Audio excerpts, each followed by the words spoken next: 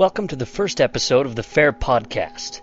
The Foundation for Apologetic Information and Research is a non-profit organization dedicated to providing well-documented answers to criticisms of LDS doctrine, belief, and practice. To learn more about FAIR or to make donations, visit fairlds.org.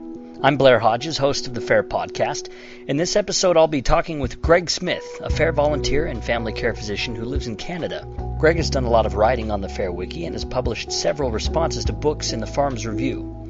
His 2009 FAIR conference presentation, Everything You Wanted to Know About Plural Marriage But Were Afraid to Ask, is available at fairlds.org. Questions or comments about this episode can be sent to podcast@fairlds.org or join the conversation at fairblog.org. Welcome to the inaugural podcast for FAIR, the Foundation of Apologetic Information and Research. I'm here with Greg Smith from Canada. Hello, Greg. Hi. Tell us a little bit about yourself and how you became an apologist. Well, I was born and raised in southern Alberta in Canada. Southern Alberta was settled by, or a lot of little towns here were settled by Mormons who headed north from Utah kind of in the 1880s in the wake of the polygamy difficulties that they were having with the U.S. federal government.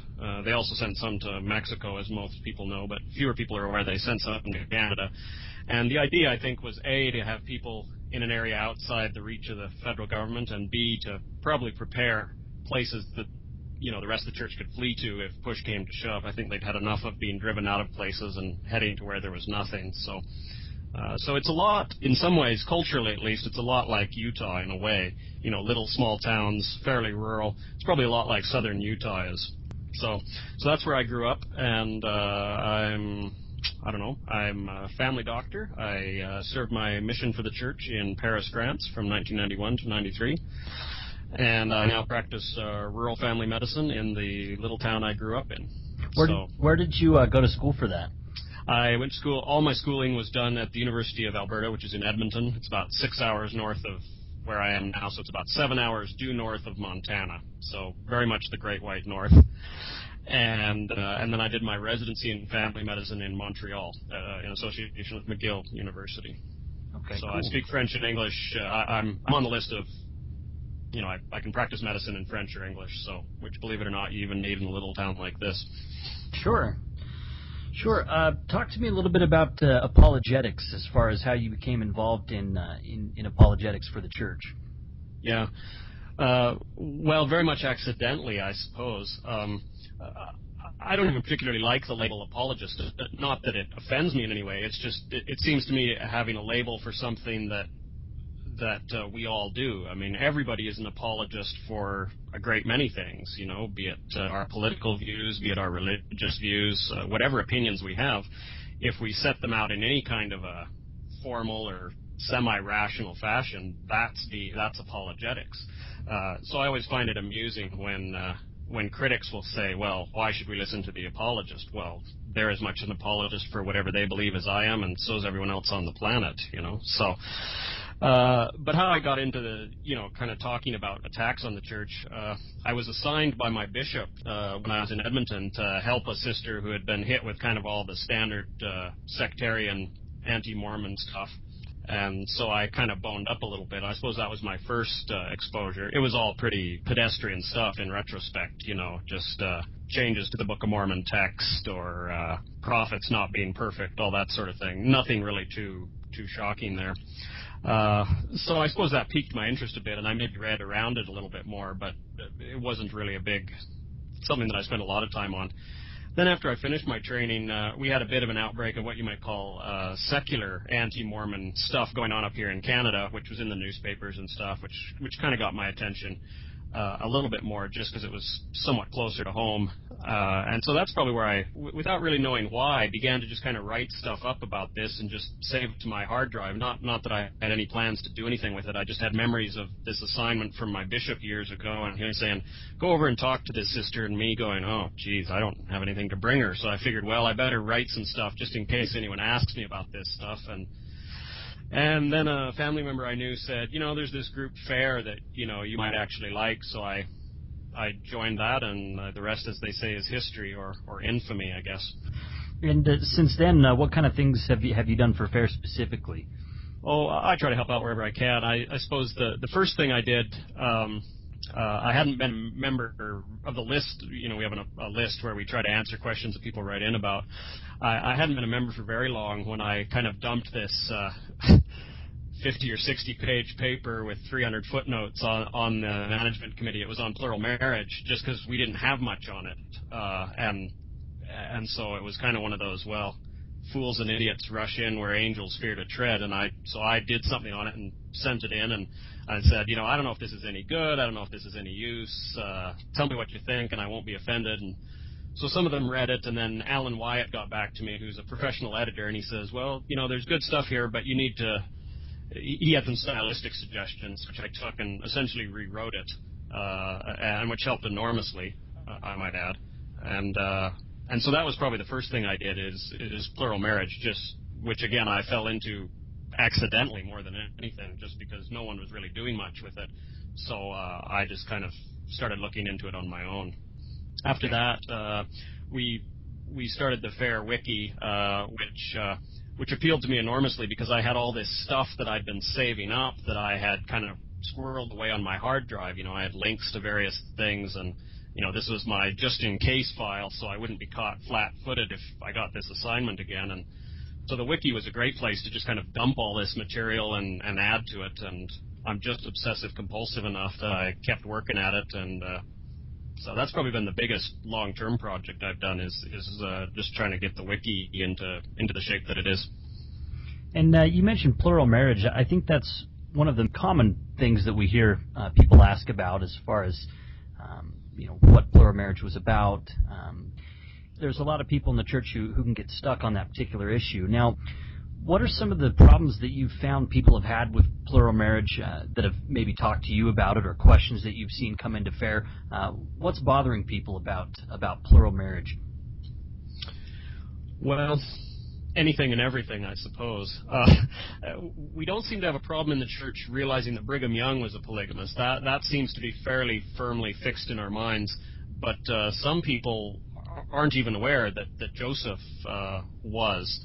I don't really understand how that could be. Though I certainly believe it when people tell me they were of that view, because when I was on my mission, we were teaching a gentleman in English, and we had a couple of senior missionaries, and this investigator asked us and said, now, did Joseph Smith practice plural marriage? And I said, yes, he did, at the same time that the senior couple said, no, he most certainly did not. And I was the senior companion, so I couldn't look to my junior companion for any help here, and I said, well, I'm pretty sure he did, you know. I was pretty sure, and no, absolutely not. They said, and the investigator says to me, he says, now, Elder Smith, you know this book backward and forward. He was waving the Book of Mormon here. He says, so you tell me, did he practice it or not? And I said, well, it's not in there, but I'm pretty sure he did, but I'll get back to you. So I called the mission president and said, am I crazy? And he said, no, you're not crazy. Joseph did practice plural marriage. And I said, okay, thank you. That's all I wanted to know. So you know, and this couple had been in the church their whole lives, so if they didn't know, I'm certain they were not the only ones. Yeah, I honestly can't remember when I first heard about it. No, exactly. It had to have been when I was very young, but I can't. But I've too have met people who say that they've grown up in the church and they'd never heard about it, and every time I'm shocked, but I believe them. Yeah, exactly. I've met enough that it does. That said, I mean, there's other much more basic gospel principles that I've met people who don't understand either. So we're all at different places, I suppose. Yeah, I guess if there's one thing you maybe don't need to understand right now, it's probably that. But once the cat's out of the bag, then I guess that's when it can become. That's right, because suddenly it opens this huge thing that.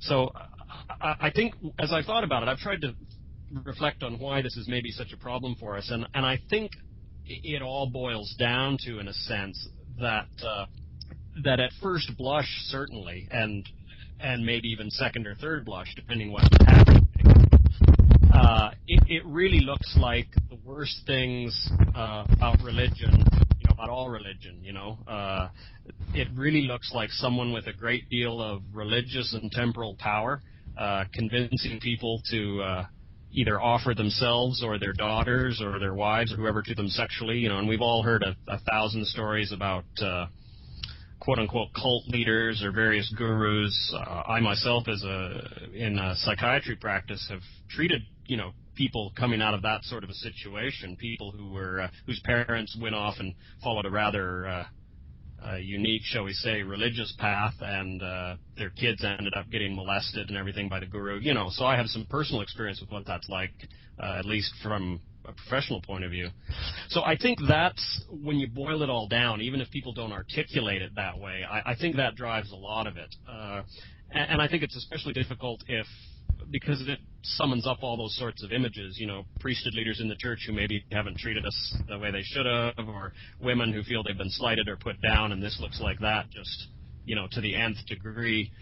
So I think that's what it really comes down to, is that at first blush, as soon as you start mixing sex and religion in any form, people get suspicious, and rightfully so, I think.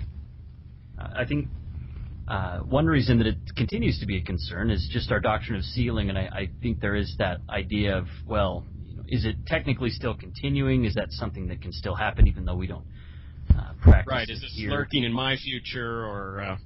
Right, what would your response be there? Well, again, my first response would be to say, the people that I've heard who think that's a good idea, it's usually the guy who sits on the back row of Sunday school and rabble rouses, who chooses that moment to announce how this is coming back for sure, and the sisters had better get used to it, and sits back with a somewhat self-satisfied look. I always try to say to the sisters, even if it did come back, that sort of person is probably not going to be the one practicing it. So you can put your mind that he's there. I think I would go back to the idea that the gospel is good news. It is always good news. It's always better than we think. So if there's something about that troubles us, if we think that that's going to come and that that's going to be a problem in the hereafter, let's say, I would just say, that means we don't understand it. We don't get it. And I think it's the sort of thing that, if you trust God, don't worry, these things are going to work out. That would kind of be my first run at it. After that, I'd say, what is it about it that worries you particularly, and then try to target it a bit more at what their concern was. Personally, I don't think it's ever coming back in this lifetime, because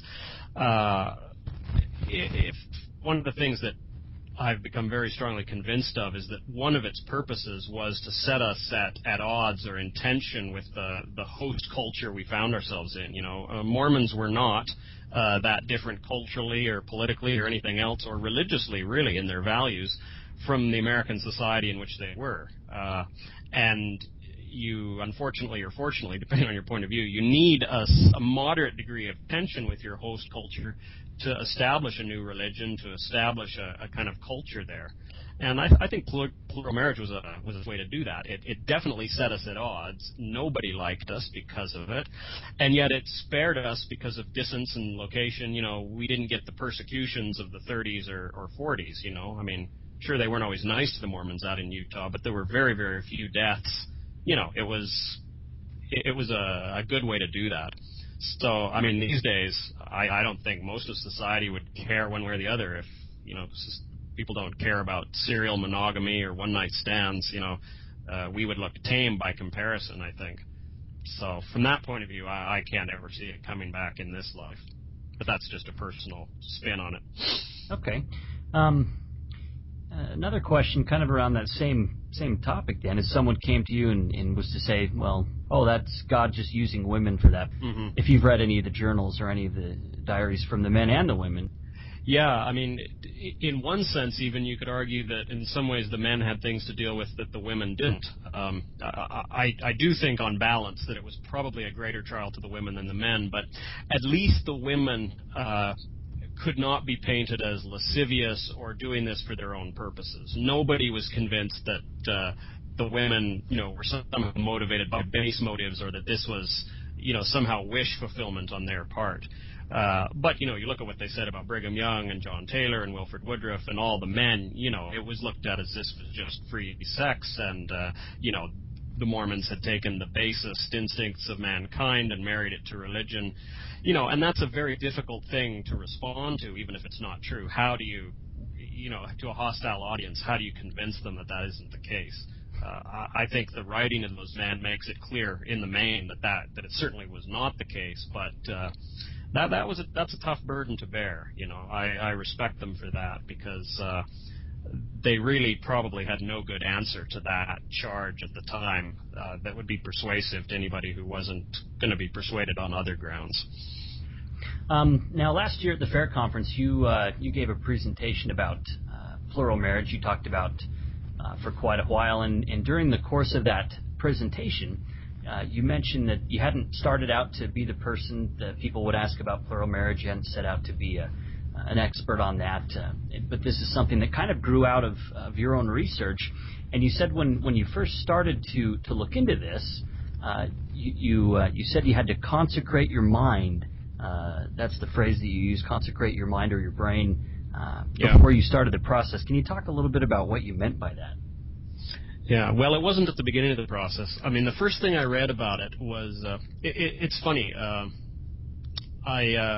all growing up, my parents had a lot of books, and all growing up, my dad had a copy of Van Wagoner's Mormon Polygamy, a History, which was probably the first, book-length treatment of it back in the mid-'80s by Signature Books. And it sat on his bookshelf, and I saw it many times, and there were many times, and I read a lot, and so there were many times when I thought, Mormon Polygamy, that sounds kind of interesting, I should read that. And I always felt uncomfortable about the idea of reading it, which is really strange, because I will read anything. I mean, heck, I'll read 19th century anti-Mormon literature. That proves my standards are not that high. And certainly nothing. My parents had never said, "Don't read this book," or my dad telling you not to read a book. That would be like that just isn't going to happen. I remember when I was fairly young, one of my uncles came over to the house and saw a book that my dad had. It was by I think it was by Hans Kung, the Christian theologian, and he said, "Oh, good grief, what's your dad reading that for?" And I said, "Oh, gee, I don't know." So later on, I asked my dad that question. I said, Uncle so-and-so wondered why you're reading this book, and my dad laughed, and he said, "Well, you can't know a book's not worth reading unless you've read it." and so that was very much, kind of the environment I grew up in. So, but I always felt uncomfortable about reading it, and I never did. I went to do it many times and just felt wrong, and I didn't do it. And so then, fast forward 10 years, and I'm starting to get into this, and so I actually went and borrowed that very book and felt fine about reading it, or at least nothing stopped me from reading it. So I read, it was only the first 5 pages, and like I talked about at the FAIR conference, by the time I was into the first 5 pages, the author had made it fairly strikingly clear that he regarded Joseph Smith as a womanizer well before plural marriage, and et cetera, et cetera. And so I stopped reading at that point, not because I was afraid of it, I suppose, but because I knew I had enough to chew on. And if there's one thing I believe, it's in, taking your time with this stuff. Just to digress a little bit on that, I think that's the other problem people really run into this, is that they encounter something about this either on an anti-Mormon website or from a friend or whatever, and they read more and more of it, kind of hoping the story will get better, and it doesn't seem like it does. It gets worse, and so they're hit with this huge mammoth amount of stuff that's bouncing around, and then it becomes very difficult for them to even get kind of the mental peace and clarity to sit down and start addressing these issues, because even if you start to get one, you've got 1,000 more on the back burner, So right. If I did anything right, I suppose in the whole process it was that I knew my limits, and I said, okay, I got to figure out what I'm going to do with this. So I kind of thought about it for a while, and I came to 3 conclusions fairly quickly. One was that I didn't know enough to answer the question, was Joseph Smith a womanizer? The evidence I had been presented was really very convincing, and I thought, okay, maybe he was, but if he wasn't, I certainly can't prove that he wasn't. The second thing is I was smart enough, I guess, to know that that to answer that question was going to take a lot of time. It was going to take effort and work, and that I was going to have to buckle down and dig into primary sources and stuff. And the third thing I knew is that I knew that I didn't have I couldn't put my spiritual life, if you will, or convictions on hold for the amount of time that it would take to answer that question. As it turned out, it probably took me about 6 months of just reading and thinking and reflecting and whatnot before I was in a position that I could have given you a coherent answer to that question. So I was right there, at least, that I didn't have the time. 6 months is an eternity in spiritual matters. So I did what I often do with such things, and that was I made it a matter of prayer. And I went in fairly, I think fairly disturbed, or fairly in a bit of turmoil, I guess, because I had read a fair amount of LDS history up to that point, before my mission, etc. I knew Joseph was a polygamist, and yet I had not heard this particular charge, certainly not with this evidence that Van Wagener had kind of dumped in my lap and then moved on with. So I went in kind of intending to kind of kneel down and say to God, okay, you better make this clear to me here, or, to demand almost, if that's not too arrogant a word. Probably is a bit arrogant, but that was the frame of mind I was in, I guess. To sort of demand answers and say, look, you need to straighten this out for me, or this is not going to go well. But as I was praying, I found myself doing exactly the opposite, which I regard as, simply a gift of grace. It's certainly no credit to me, really. It's just what I found myself saying.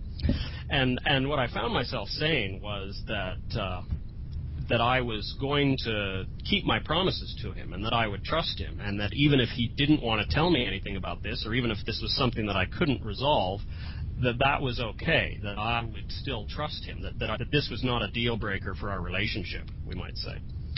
And I felt immediately much better about the whole thing, and I felt very clearly, go ahead and study this out, don't worry about it, do the work, do whatever you want, kind of. It's kind of a carte blanche. Didn't tell me what I'd find, or didn't tell me what I'd conclude, but and so as I look back, as you say, at that point, it was that act of, like I said, consecrating my brain, this to say to God, you don't have to explain yourself to me if you don't want to, that I don't have to have all these answers. I don't have to be this smart apologist, if you will, who's got the answer, boom, boom, boom, and can rattle it off before the critics get it out of their mouth. I'm okay, or I will accept being thought deluded or cognitively dissonant, or whatever label people wanted to throw on me, if that's what was required. And that's the funny thing about consecration. You have to be willing to do it, and then it seems like as soon as you really do it, then you get it all back with interest. And at least that was my experience. So, now, some members of the church that have described maybe the feeling of shock about certain things they learned about Joseph Smith, we've talked about plural marriage, or maybe it's some other thing when they learn this. There are some people who really don't seem to care about it. They can kind of go on their way. There are other people who, they're not bothered at all. There are other people who let it work on them and let it bring them down. There are other people who kind of roll up their sleeves and maybe go to work. Why do you think there are so many different kinds of reactions here? $64,000 question. Yeah, some of it may just be our innate nature. We all came here with certain tendencies or certain skills or lack thereof, and so some of it may just be the way we are. I think some of it too has to do with our past experience. I was, like I said, growing up in a home where you have a father who'll say to you, can't know if a book's not worth reading unless you read it. That creates kind of a safe space to explore potentially difficult or troubling ideas of any sort. And so if you're accustomed to doing that, you've got a little bit of space, you've got a little wiggle room. You don't panic quite as much. Maybe you can say, well, I've kind of been here before about X, Y, or Z. This, how bad could it really be? And you sort of dive in. Like I said too, I think another part of it is the amount that people encounter. Anybody who wants to look into this, you ration yourself, not because I think there's anything out there that's really threatening, but because it does take time and effort and work. And if you can't, where I often see people at is they've just kind of been overwhelmed or buried. People have thrown enough mud that people think, well, even if only 1% of what I've heard is true or has no good answer, then the church can't be true, or Joseph wasn't a prophet. So by that time, the sheer volume of stuff has become its own argument. even though 1,000 bad arguments doesn't mean much, it's still intellectually and emotionally overwhelming, I think.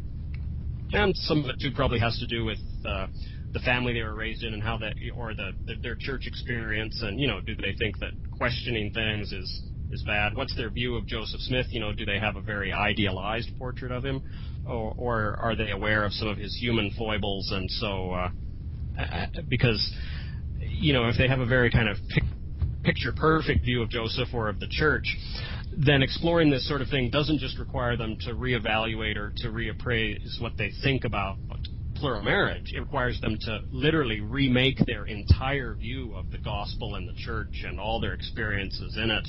And I think it can leave them feeling like they have no safe place on which to lay hold, So, and where can they go at that point? Someone's reached that point. Exactly, yeah. Well, at the risk of tooting my own horn, I guess, I would say the first place you go is to God. If you don't have that relationship, I used to tell people in France, a bunch of hardcore atheists, if there ever was some. So I guess that was preparation for this kind of thing, if nothing else. Sure. I used to tell them about what I called first order and second order questions. They would say to me, why should I give up my good French wine? And knowing what I do about French cooking, that's probably a really, really good question. Why should you? If it was English beer or something, the question might be less difficult. But French wine, that is probably a tough one, I'm guessing. And I would say to them, that's really a second order question. The first kind of order question you need to answer is there a God? If there isn't, well, then none of this matters. If there is, then you need to answer one more question. That is, will he talk to me? Well, if he won't, then he may as well not exist at all, and we're back to square one. And if he does, then we need to know what he wants from you. And until you can answer that with some degree of confidence, or at least some, you have to be at least in the ballpark on that question. Everything else is, in a sense, moot, But that strikes some people as a cop-out. They think it's me just saying, you just need to read your scriptures and pray. Well, no, right. That isn't what you need to do. But if you're not doing those things, then nothing much else is going to help you, because spiritual life is put on hold, as I said. Even if you come up with a perfect intellectual resolution 6 months later, where are you going to be spiritually in 6 months? And it seems to me, especially in Mormonism, we have a pretty strong emphasis on history itself. Our founding stories of Joseph Smith walking into the woods and meeting with God, meeting with Christ. This is something that we say happened in history. An angel brings a record of a historical people to him.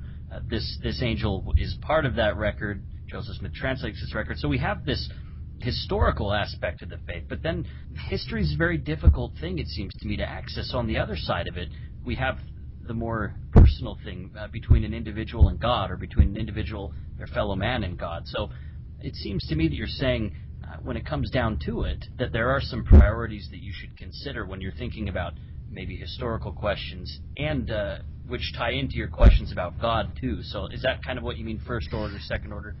Yeah, and that and the second order questions will always, in my experience, be amenable to more than one answer.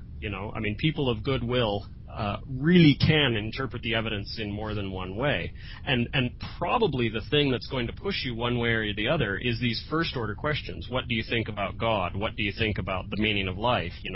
If you're an atheist, as many of the people who, or an agnostic, as many of the people who've written this sort of history is, if you believe the idea of talking to God or angels is fundamentally improbable or impossible, then it really doesn't matter what the historical evidence shows you.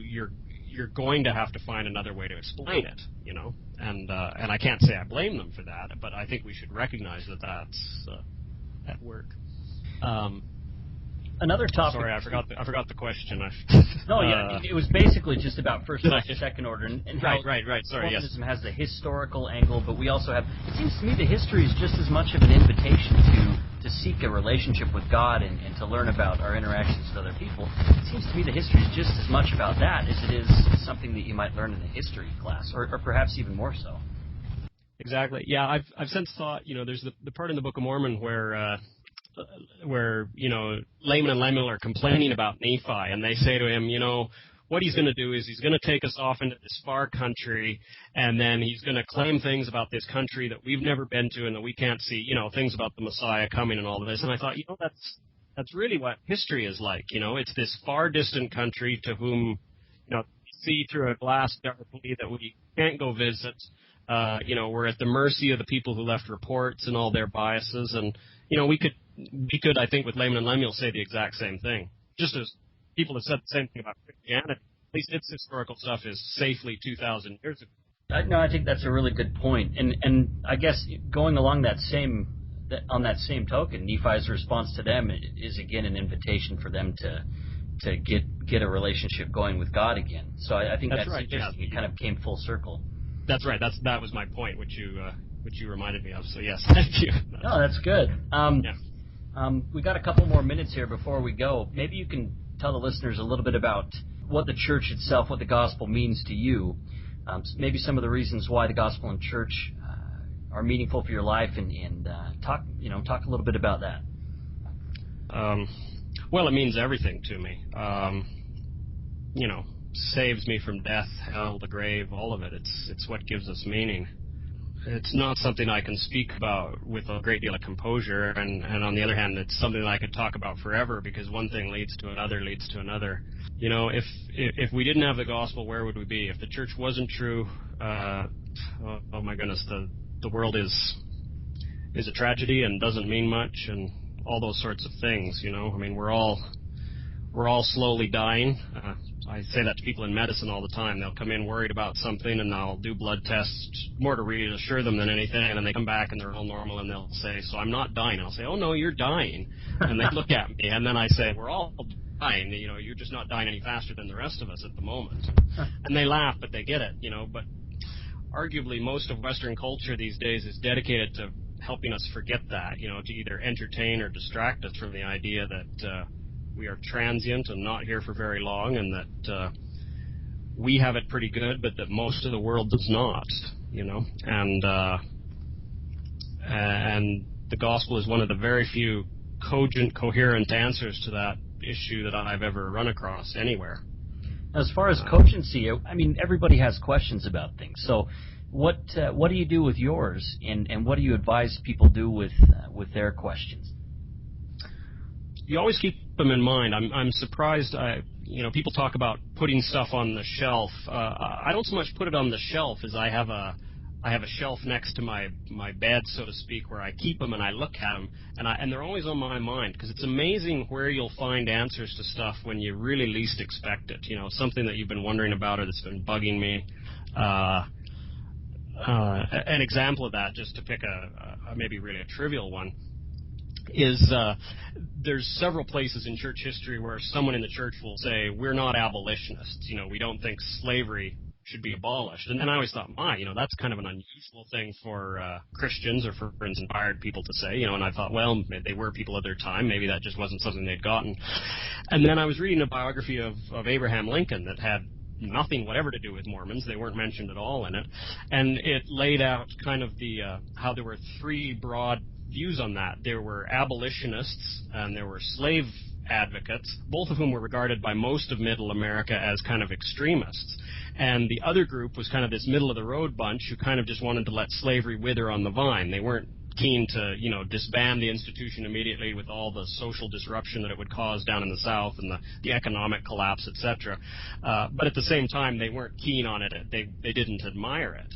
And things suddenly clicked. And I said, well, again, not surprising that that's what they say, because that's what most of their contemporaries were of. They weren't abolitionists, because that was looked at as kind of an extreme, rabble-rousing position. In retrospect, we think it the noble one, and it probably was, but it's not surprising that there was the mistake I was making, I guess, was that is I was looking at it as two things. Either you're a slave, you're either pro-slavery or you're abolitionist, but it's not. In context, there's this huge middle ground where most people were.